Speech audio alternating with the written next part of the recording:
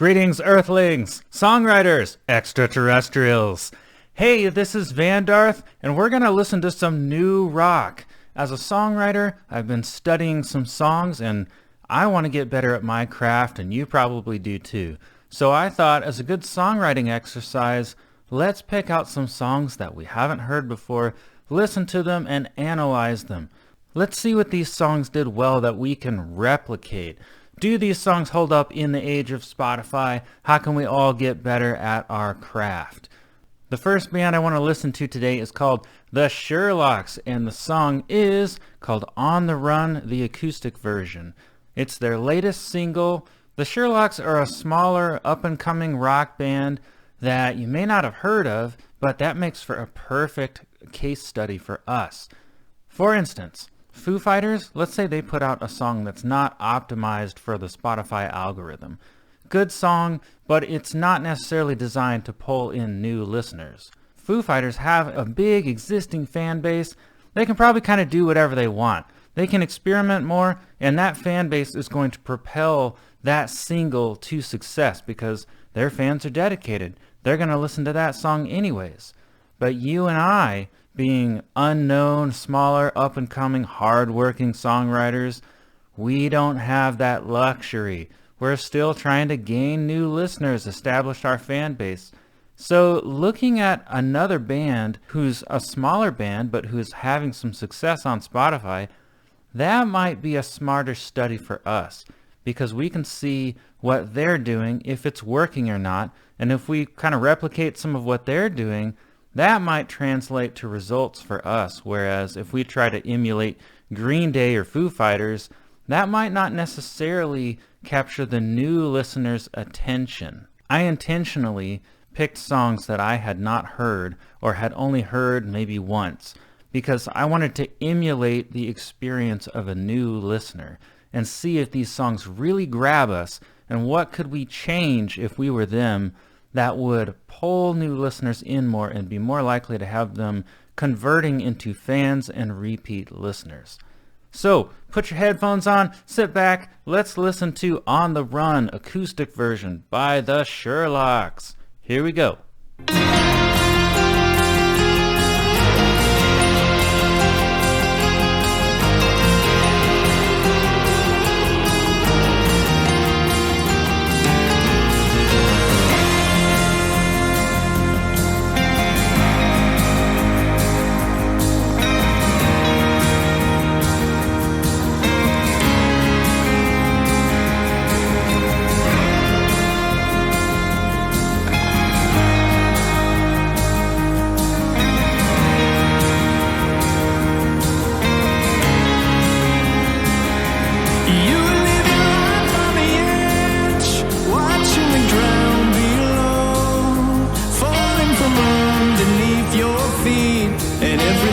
Turned to stone. It's funny how you made me laugh. I didn't even know you well. You just had a way with words, and it gets me that I couldn't even tell that you were on the run. But when you're looking for something, you can end up with nothing. So don't leave this town and nothing's ever gonna change. Follow that star, get in your car. Hope is never far away. Maybe it's wrong, maybe it's right. We're all gonna fade and burn out bright, then we're gone. We don't get along, so you know we gotta find a way.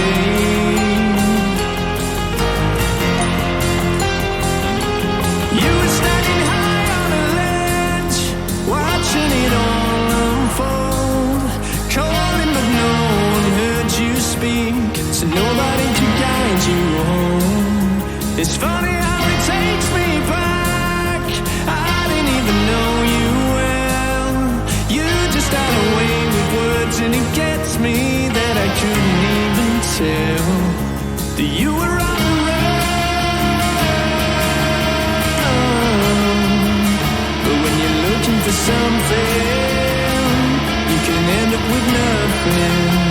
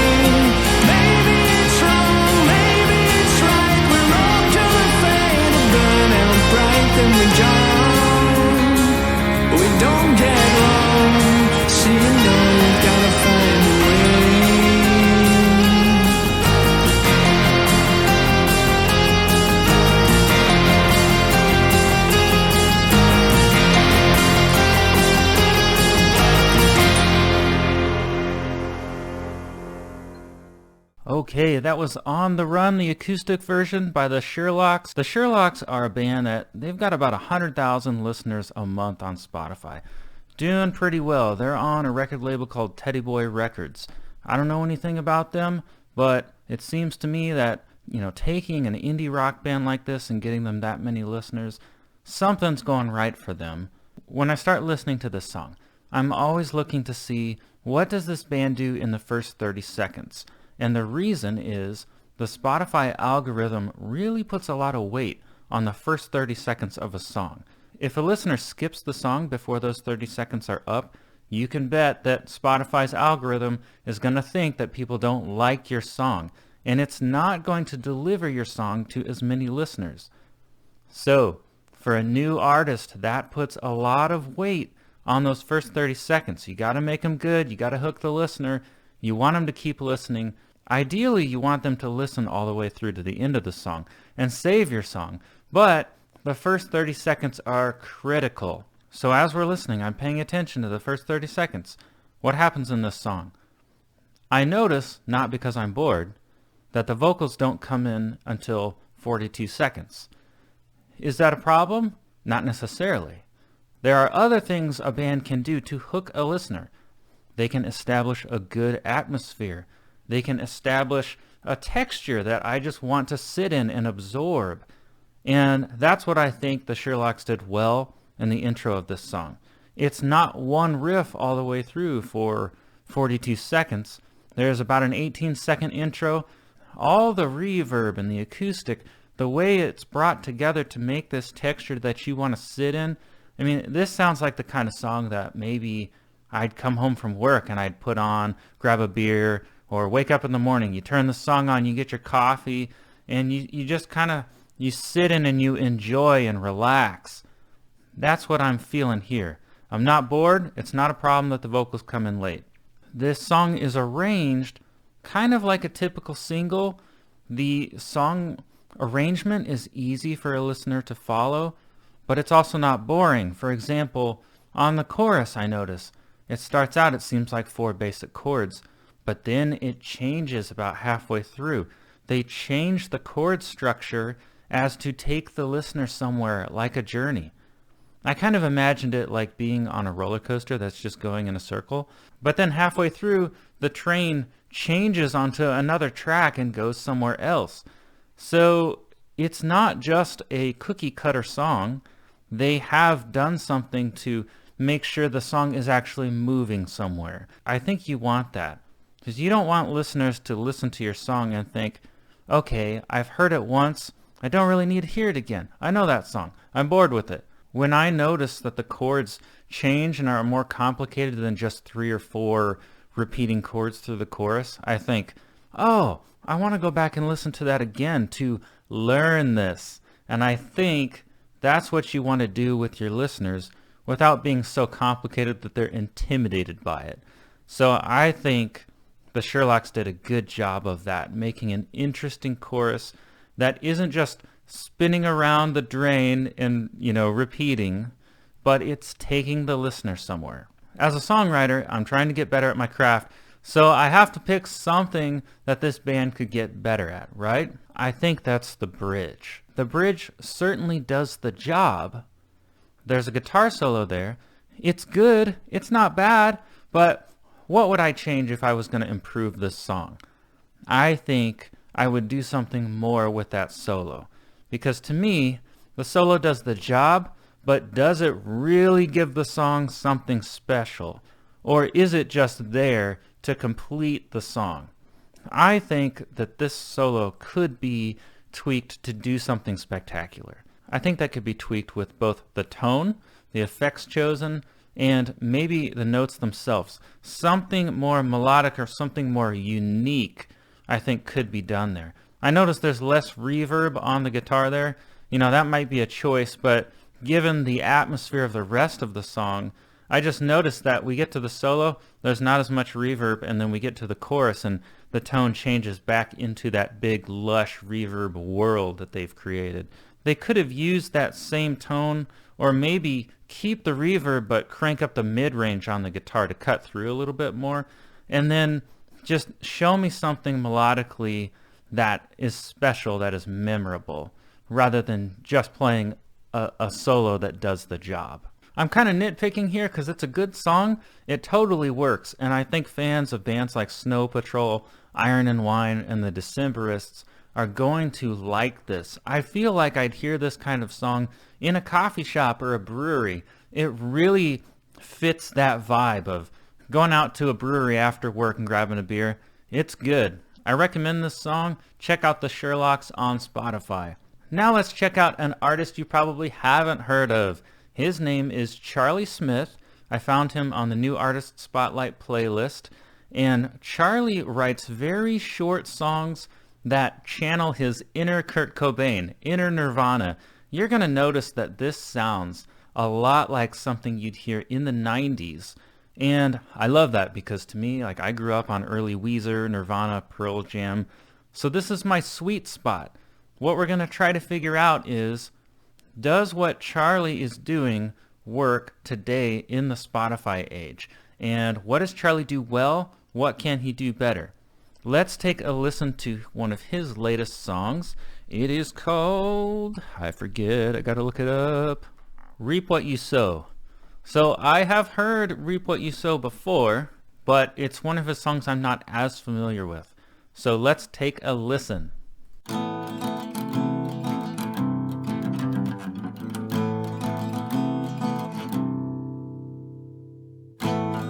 Buy a big house, buy back your town. Now you're dead, you can unwind. Say so, give it all, give it more. Say so, give it all, give it more.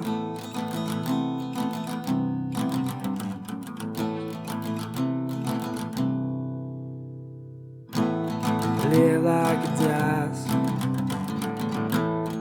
live for the cheers.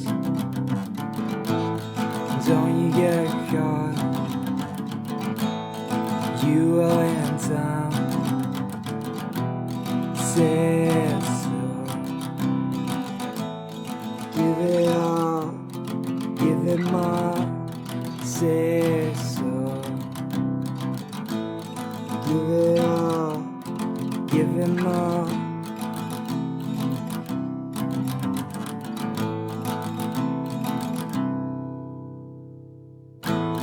Say what is now, take out the last, not wrong at all. Blame you and man. Reap what you sow, kill what you need, kill what you need. Reap what you sow.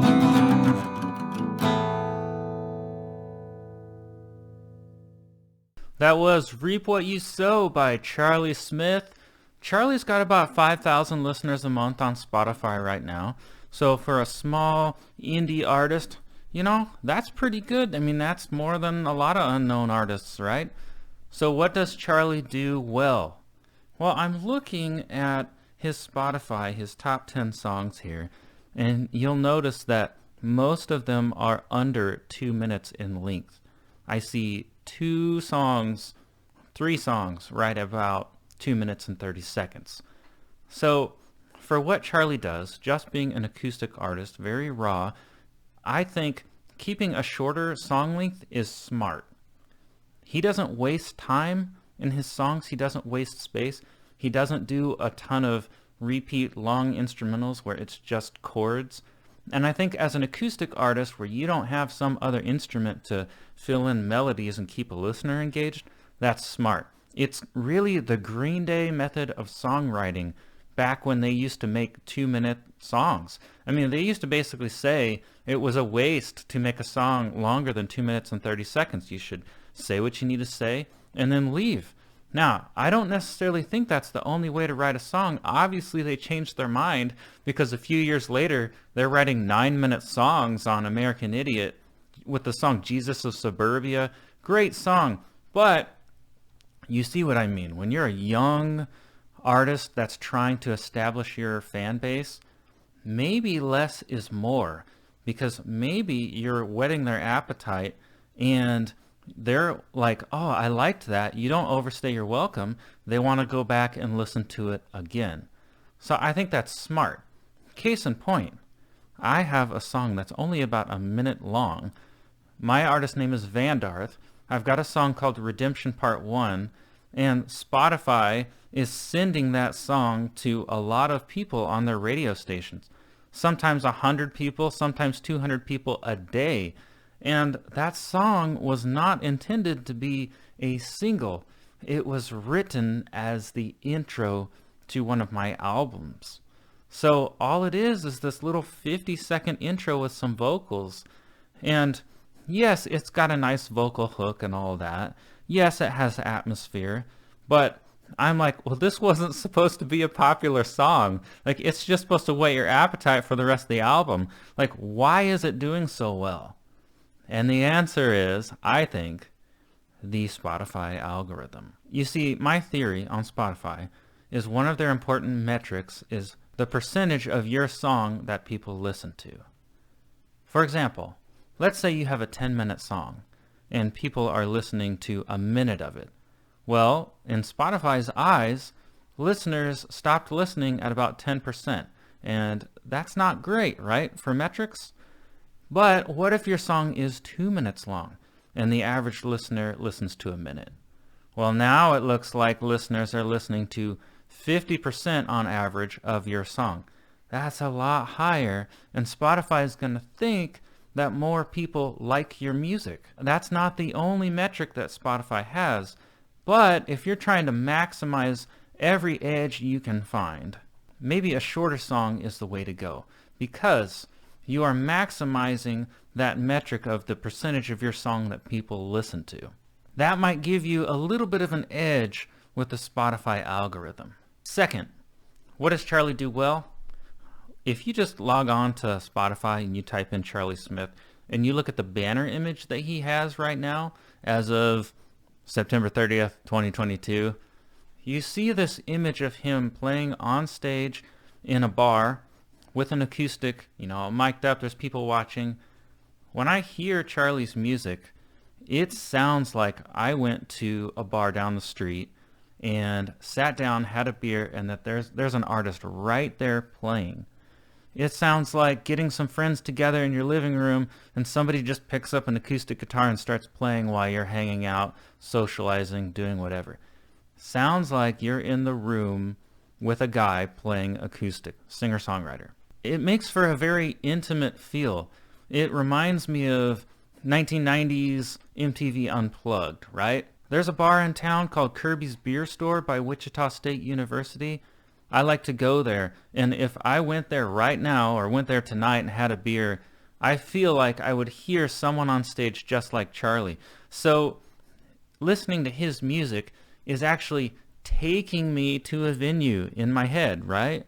It's truly giving me the experience of hearing live music. That's what I appreciate about Charlie. Now, is that going to work on the charts right now? Well, if you're trying to become some big pop artist, maybe not. It might be a little too raw. Maybe it will work on the indie rock charts, or maybe you don't care about that. You don't necessarily have to focus on that kind of thing. You just need to find your audience. If Charlie can get Spotify's algorithm to realize that fans of Nirvana or fans of indie rock singer-songwriters are going to like his stuff and it's delivering it there, perfect. You don't have to change anything. You notice that Charlie actually leaves mistakes in his recordings. Guitar playing. I mean, you can hear some chords that he doesn't quite nail. Is that a problem? Well, that depends. If you're trying to get on the Billboard charts, maybe. But if you're trying to give people the experience of seeing a real raw artist on stage, maybe not, maybe that works. You'll also notice he doesn't follow the vocal trends of today. I mean, right now, what's in? Auto-tuned vocals, like spot on pitch. And what Charlie does is more inspired by what Kurt Cobain did. It's where, you kind of sail over the note and then land on it. It's almost like a lazy vocal style, but not to say that in a bad way, because it's an artistic choice. Like, you are bringing this laid back personality of like, whatever, man, like it's grungy, it's raw, it's rock, into your performance. So it's a personality choice to do that rather than to just nail that pitch spot on like a pop star would. I think it works, and I think it lends itself to the feeling of being in a bar. So I don't think Charlie should change that. I think it works. Keep that raw feel. It's honest, it's authentic. Just know your audience. Don't get discouraged and don't change yourself if you're not matching up with the current rock trends or pop trends that you hear on mainstream radio. Just know your audience and do the things that you can to maximize Spotify. Like, don't overstay your welcome. Don't make a 10-minute song with too many repeats. Have great lyrics that people can relate to. Things like that. You do those things well, and then some of that other stuff doesn't matter as long as you're reaching the right audience. What can you do if you're an artist like Charlie trying to expand your audience? It might be finding similar artists to build some kind of a cohort where you together can promote each other and get out there and kind of share the fan base in a way. Somehow you want Spotify's algorithm, YouTube, all these others to recognize that you are a similar style and that, Charlie's fans and some other band that sounds like Nirvana, those fan bases might like each other and start exchanging music and linking those artists together. How do you do that? Well, it's probably creating connections on social media, playing shows together, things like that. So that is what I would do to push to the next level if I were him. The last song I want to share today is actually one of my new releases. Yes, I'm playing my own song, but hey, yeah, this is my show, right? So I make the rules, I can do that. It's called Delusions from the Mothership. For me, this was a good study on songwriting because this song was originally written when I was in college in 2007. Recently, I re-recorded it to make it a Spotify single, and the original recording was not really very conducive to being a single today because I wrote it before Spotify was a thing. I wrote it back when I was still listening to CDs, and I planned that song to be the fourth track of an album, so it really was not designed to stand alone. So I had to make some changes. The original song had this long intro where the ride cymbal faded in before the guitar even started. There was a long build up before the vocals came in, and I realized, man, if I put this on Spotify as is, people are going to skip this after about 20 seconds or 30 seconds. I thought about it. What can I change to make this better? I don't have a big established fan base. I'm a new green artist. I got about 3,500 monthly listeners. Great start, but I don't have a lot of interaction on Facebook and Instagram and Twitter with my fans yet. So I have to think about the Spotify algorithm more because I need to hook new listeners to build my audience.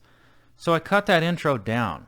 I also did not follow all of the rules I've been mentioning with the Spotify algorithm because this song was written as a more artistic rock song. And to make it into a true single and cut out all of these different instrumental parts, well, that would have compromised too much on the song. So I decided to do an experiment and do what I could, bring in some synth elements, try to make it like a crossover song, but not compromise the art quality of the song. There are these long instrumental sections where they're supposed to take the listener to like a relaxed meditative place. Then the song just rips open into these big synth rock parts.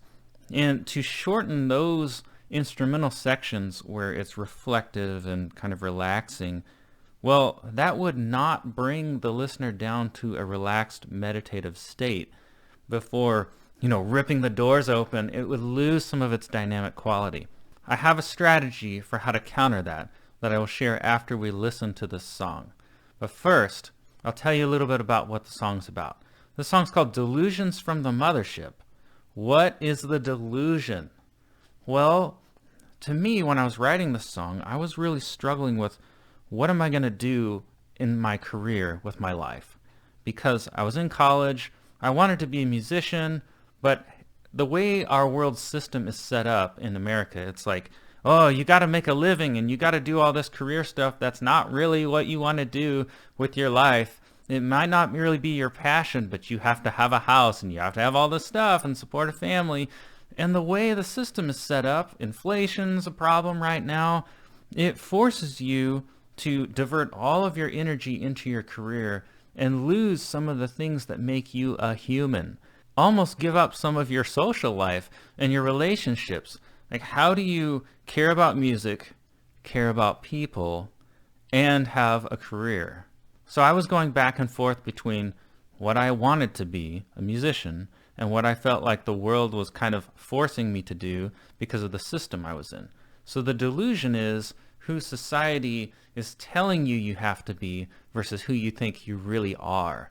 I ended up changing my major in college 7 times. I'd try music for a while, and then I'd be like, oh no, I'm not going to make money with this. I'd switch over to business school. And then I'd be like, oh, this isn't me. I want to be a musician. So I'd go back to music, and I'd go back and forth. And eventually I decided, you know what? I'm just going to finish in music because that's who I am right now. That's true to me. And I don't want to do something else just because I'm feeling this pressure from the system we've built in society. I'm going to try to be who I am, even though it's going to be hard. So without further ado, this is Delusions from the Mothership.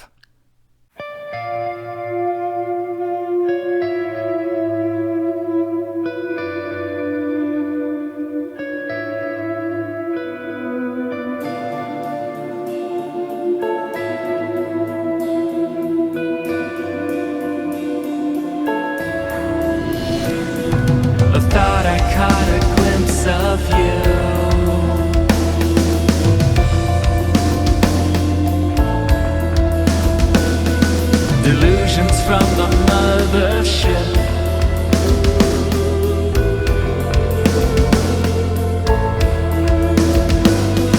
The thought I caught a scent of you.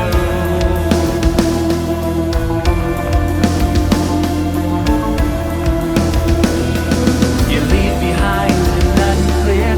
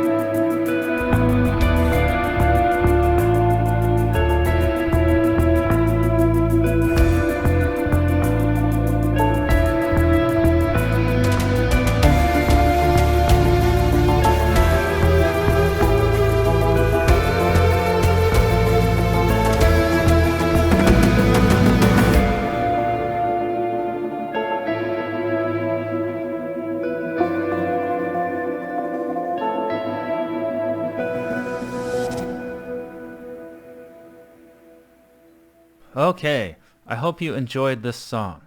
As I mentioned before, this song's a little bit more artistic. The point of the song is atmosphere. That is the hook. And it's not so much, your 2.5-minute pop or rock single. That can make hooking new listeners a challenge. On the plus side, I'm getting a lot better reception from this song than I expected. I thought this song was going to be like a B-side, passion project type of thing. I wasn't even sure if I wanted to release it. But my listeners seem to be liking this song more than some of the other recent songs I've put out. So there's definitely something here that I need to study. However, Spotify does not like this song as well as some of my other songs like Life is Strange. Every day I look at the Spotify for Artists app and I check to see how many playlists is this on, how many radio listeners am I getting, how many new listeners is Spotify delivering this song to. And what I'm seeing is Spotify is only delivering this song to a handful of radio stations a day. It's not really what I hoped for. I'm pushing this song to a bunch of playlists to try to make Spotify think people like this song, so it will start sending it to more listeners. But I can tell I don't have that big fan base yet to propel a song like this. So what would I do? First of all, you don't want to compromise who you are too much, but you do want to do what you can, right? I have a movie analogy, and I think I'm going to use this myself. You know how directors will go direct a big blockbuster, and then they'll go do a passion project after? Well, maybe we can take a similar approach here. Maybe you need to design a couple songs that are built for new listeners. And then after you've done a couple of those, go do a passion song. Do what you can with that song, but if you want to make it more artistic, that's fine. Maybe you need to do a couple projects for them, a couple songs for them, and then do a single that's for you. It's your passion project. And then do a couple more singles for the new listeners, and then do a single for you. Then do that for a while until people start to say, hey man, I love your passion project so much more. Maybe if you kind of mix those things in, your designed singles can be the magnet for new listeners, and your passion project can be the songs that have the most replay value that keeps them coming back for more. I think I'm going to try this strategy myself, so I will let you know how it goes in the future for me. I hope you found this helpful. Let me know what you thought of these songs in the comments. What do you think they did well? What are your first impressions of these songs? Would you come back to these songs? Did they hook you? Did they hook you early? And if not, what could be done to maximize that hook at the beginning of the song so that new listeners and new fans will stick with the song and ultimately add it to their library so the Spotify algorithm thinks, hey, this is a good artist. I'm going to deliver this artist to more listeners. You can help us with that. We can all get better at the craft of songwriting through this discussion. So put your comments below. If you found this helpful, click the like button on this video, subscribe to my channel. That will let me know that we should do this more often. Let's all get better at the craft of songwriting together and discover some new artists while we're at it. See you guys soon.